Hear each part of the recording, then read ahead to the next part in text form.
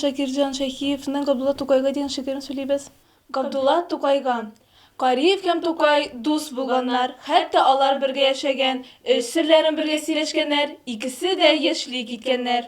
Тукай бит шушы кыска гына гомерендә янып яшәгән, Кырлай җирен, Кырлай урманнарын ничә тапкыр урап узмаган. Әллә соң инде ул Шүрәлене үз күзләре белән күргәнме? Әллә су анасы өйләрендә төнлә белән килеп йөргәнме? Әллә Тукай алтын таракны дим эләктереп өенә чапканмы? Кырлай урманнары уртасында күккә карап уйлап ятканмы? Белмим мондый образлар ничек килгән аның башына. Әкиятләрне тыңлап үскәнгәме? Ул уйлаган халкы хакында. Шуның өчен ул һаман да үлми, һаман яши халкы күңелендә һәм яшәр ул. Юк, ул онытылмас ул мәңгегә.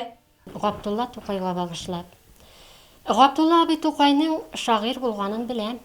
Ул язган шигырьләрне бик теләп сөйләп бирәм.